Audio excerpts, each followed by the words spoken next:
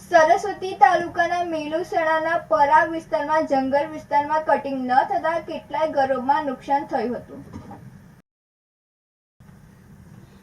પાટણ જિલ્લાના સરસ્વતી તાલુકાના મેલુસણ ગામે પરા વિસ્તારમાં જગરા જીએબીની બેદરકારીથી વારંવાર લોકોની રજૂઆતો છતાં જંગલ કટિંગ ન હોવાથી, વાયર ઢીલા હોવાથી, વાયર ફોલ્ટ થવાથી પરા વિસ્તારમાં દરેક ગ્રાહકોના ઘરે પંખા, ફ્રીજ, એસી ટોટલ વસ્તુ બળીને ખાખ થઈ ગઈ હતી। તંત્રને વારંવાર જાણ કરવા છતાં પરિણામ શૂન્ય જોવા મળી રહ્યું છે। શું આ મીડિયાના અહેવાલથી ઘોર નિંદ્રામાં સૂતેલું તંત્ર જાગશે ખરા? એ તો આવનારો સમય જ બતાવશે। ભરત સથવારા સાથે તનિષા પરમાર, સિટી ન્યૂઝ, સાંતલપુર।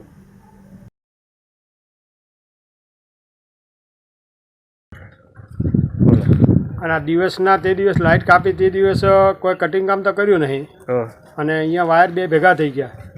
3 દિવસથી ભડાકા થાય। હેલ્પરને ફોન કરે, ફોન ઉપાડતો નહીં, હેલ્પર હરખો જવાબ આપતો નથી, કો તો ફોન બંધ આવે અને એને બેદરકારીને લીધે 30 પંખા બળી ગયા। આપણા પરામ ટોટલ થઈને 30 પંખા તો હાલ વપરો આવેલો છે, ફ્રીજ બળી ગયા। એનો જવાબદાર કોણ? મોડાસા ગાયત્રી ચેતના કેન્દ્રના સંપર્કના 47 ગામોમાં 26 મે રવિવારે 2800 ઘરોમાં ગાયત્રી યજ્ઞ સંપન્ન થયા હતા। વિશ્વમાં યુદ્ધ તેમજ અજંપાભર્યું વાતાવરણ વધી રહ્યું છે ત્યારે ભારતીય સંસ્કૃતિમાં અદ્ભુત પ્રયોગ એવા યજ્ઞનું પણ ખૂબ જ મહત્વ છે।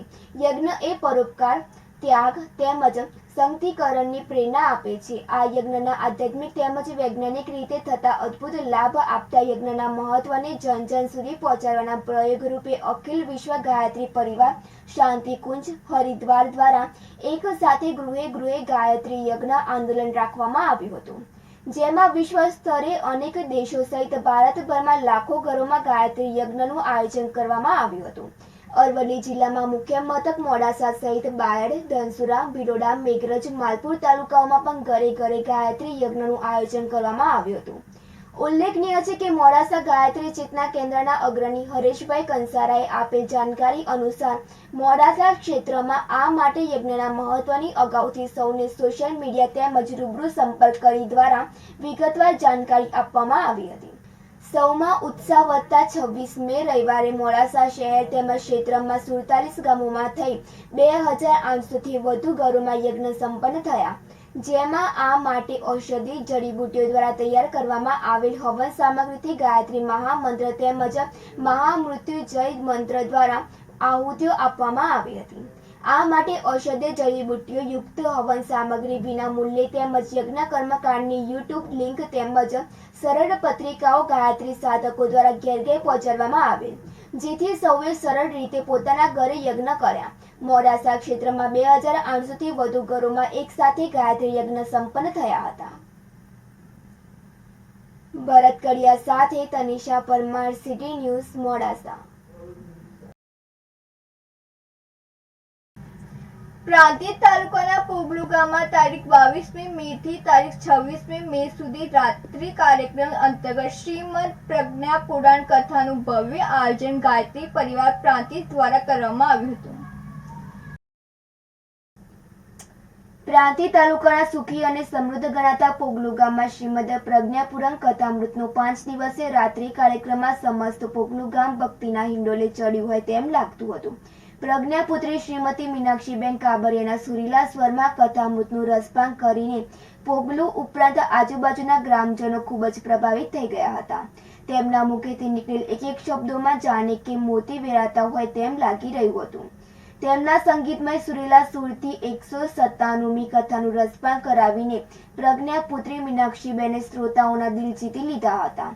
સતત 5 રાત્રિ સુધી કથા સાંભળીને ગ્રામજનોમાં ભક્તિનો માહોલ જોવા મળ્યો હતો।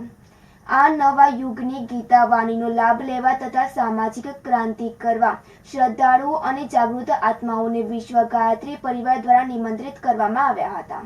કથાના પ્રથમ દિવસે એટલે કે તારીખ 22મી જૂનના રોજ સવારે 8 કલાકે પોગલુ ગામના અગ્રણી એવા અશ્વમેઘ કોર્પોરેશનના સંચાલક BS પટેલના નિવાસ સ્થાનેથી ધામધૂમથી વાજતે ગાજતે પોથી યાત્રા નીકળી હતી અને કથા મંડપમાં પહોંચી હતી।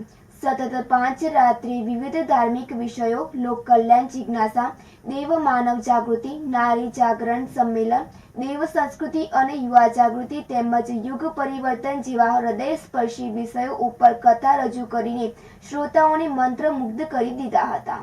માનવ માત્રને સંસ્કૃતિ, સભ્યતા, વિદ્યા અને પ્રગતિનું સાચું જ્ઞાન પુરાણોમાંથી મળતું આવ્યું છે. આ પ્રમાણે યોજાતી પ્રજ્ઞા પુરાણ કથાથી લોકોના જીવન દિવ્ય બની જાય છે. આ ભક્તિ કાર્યક્રમમાં પોગલુ ગામના આગેવાનો, ગાયત્રી પરિવારના સમસ્ત આયોજકો, પ્રાંતિજ તાલુકાના સુપ્રસિદ્ધ સિનિયર ડોક્ટર R.K. પટેલ તેમજ નવયુવાનોની સતત ઉપસ્થિતિ રહી હતી. રતિલાલ ટેકવાની સાથે તનિષા પરમાર, સિટી ન્યૂઝ, પ્રાંતિજ.